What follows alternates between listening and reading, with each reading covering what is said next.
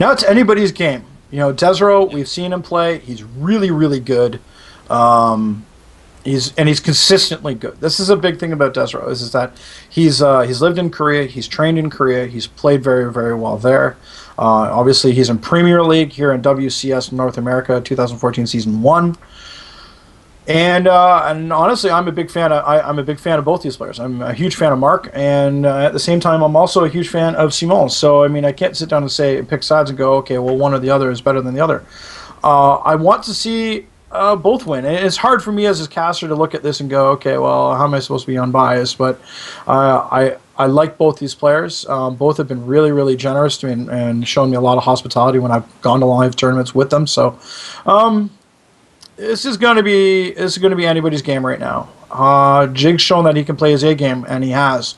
desRow has also shown he can play his A game. He has. So any which way we go about it. Now, down to the bottom right-hand side of the map, ladies and gentlemen, representing his sponsor, Asus, it is desRow.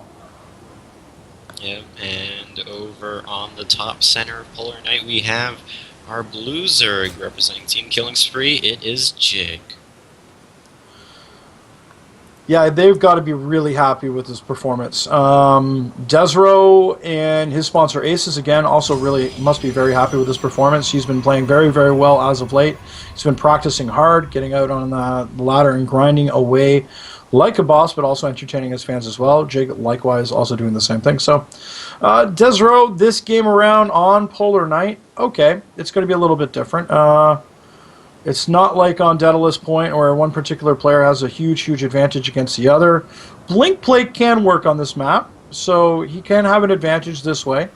But at the same time, I actually just noticed a couple of the interesting details on this particular map as you're doing some fabulous observing. But where do you think he's going to go with this particular game? Do you think we can expect to see, again, another kind of macro-based game where both players are going to expand? Oh! That is wait, no, I stand corrected. I was getting a little excited there. I thought we were going to expect to see some cheese here. But no, desRow does have his gate on the way, his gas on the way. Nothing too crazy there. Just like, ooh, there's a probe headed across the map. Maybe we can see something cool. Yep. I feel like desRow will still be going for that gateway expand play that he's been doing all series long, and even in the winners finals he was doing it. It's been working for him, and it also lets him keep that economic lead without playing too risky, while still being able to tech into whatever he feels like later on in the game. And it looks like Jig just going to be throwing down his expansion. Doesn't look to be going too aggressive, as he's still only just thrown down the pool, not really gotten any gas or anything. But, you know, Jig, if he were to win this series, then he has to play another best of 3 against desRow, and if he were to win that, then it would it would be probably the biggest comeback for Quebec StarCraft, because at the last Skyzo Cup, which happened back last year in the summer, I believe, desRow actually won 2-1 in the first series, coming up from the loser's bracket, and then won again 2-1 in the second series of the Grand Finals to beat Jig, in fact. So we're going to have to see, will Jig be able to pull off a feat like that against desRow now, and then finally get his first win against desRow in quite a while. Actually, 2 of them today, I think. He took one game earlier on, did he not? And then he just took another one, so yeah. If he could secure another victory here, obviously that would be great for Jig, but desRow is certainly very comfortable. desRow can do whatever he wants, because even if he loses this particular game and loses this series, it still goes to another one. Excuse me.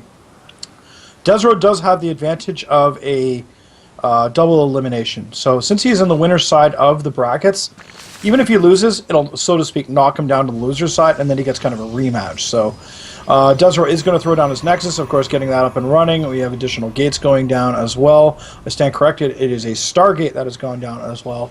Mothership Core is out and on the map as well, floating around. So there she is. Hi there. Floating along. Yeah. Gotta love that unit. It's changed the game so big. It's a great unit now for Protassa.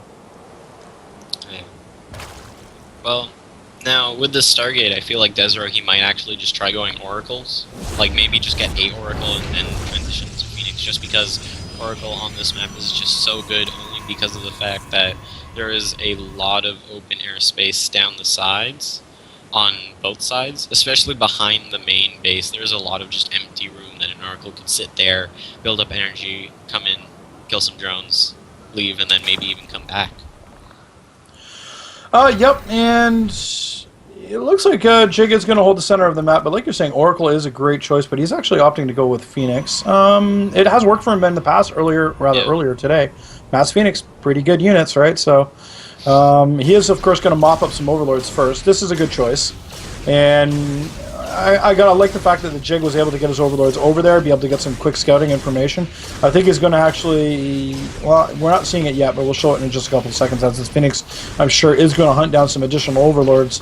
One down, 2 Phoenix in the sky now, and away we go. And they are going to continue to transition on over to the left side. You can see, though, that Jig has immediately pulled his Overlord over top of the natural, getting as much scouting as information as he can with that unit before it does fall. His speed is about to finish in just a moment. The speedlings are going to again get some additional scouting information just to double check to make sure there's no pylons anywhere on the map.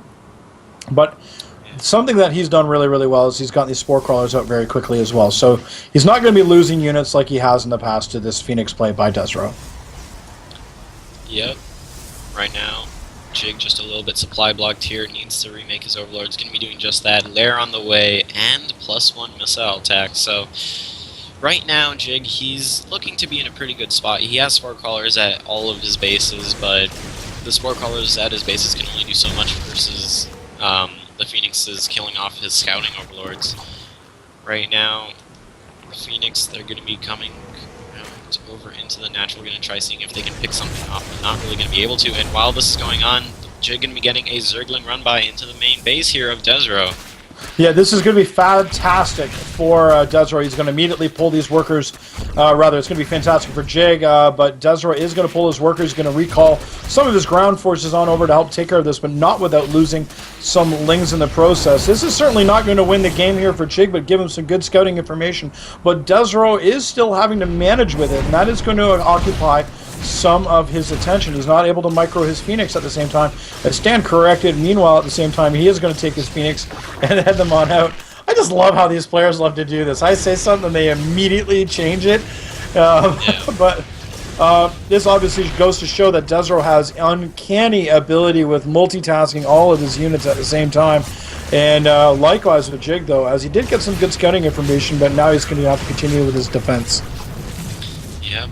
Phoenix is getting a couple of drone kills right there. Looks like the Queen's going to try dealing some damage to these Phoenix, but not really going to be able to. Hydralist then will be going down for Berserk player here, mainly to deal with the Phoenix and then also get some damage into those gateway units. And it will be a good addition to Jig's army alongside the Roaches. Oh yeah, absolutely. And +1 missile attack's about to finish. Hydralisks and Roaches are really good unit composition. They support each other well. There's good synergy in that group. You know, you've got the Roaches up front tanking.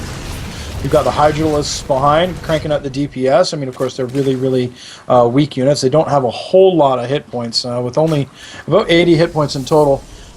So all in all, you know, they got to be guarded, and that's what the Roaches do really, really well. Now let's take a look at desRow and how he's playing. As of course he's been dominating this particular game so far. Immortal's getting cranked out of those robos. We have a Twilight Council about to finish up in a couple of moments. He's expanded on out to his third, so desRow's looking really, really strong here, and being able to really dominate the pace of this match.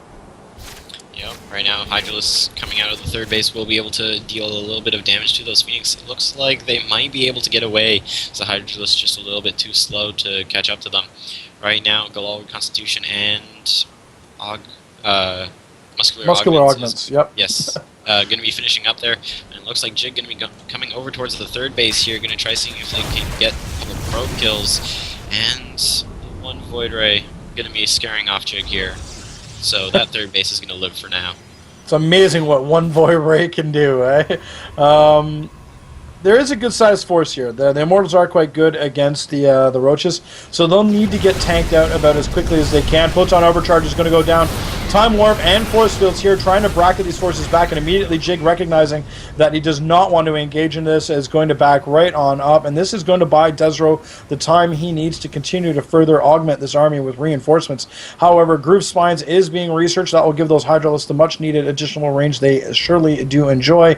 Additionally, 12 Roaches in production as well, so, but not to say, though, that desRow is a slouch. He is certainly far from it. Blink is almost 3/4 done, and also Templar Archives is also going down, so I stand corrected. Yeah, it's Templar Archives, my bad. And it's about 20 seconds out, so once that's done, he'll be able to get some Archons of his own. Again, another engagement here as Jig is trying to take out the desRow, but desRow has something to say about that, as the Immortals are going to just pound out of the hard-hitting shots onto the Roaches. However, Jig is stutter-stepping his way forward and killing off each of these Immortals, and oh my goodness, a clean sweep with these Hydras, just wrecking everything. GG. And, wow, and desRow, unable to hold Jig, gets that victory he needed. Yeah, so he reset the bracket. We're going to be heading to another best of 3 soon between these two players, and Jig, he's starting to look like desRow from Skyzo Cup number 8. Indeed, this has changed the dynamic quite a bit, because now we're on equal footing for both of these players. Both of them, if you know, it's anybody's game to lose. There's no advantage anymore for desRow. So desRow versus Jig, who knows who's going to win it? It, of course, is the Skyzo Cup number 9. My name is Nightshade, and joining me, of course, is Master Doc. Guys, don't go anywhere. We'll be back in just a moment with the final.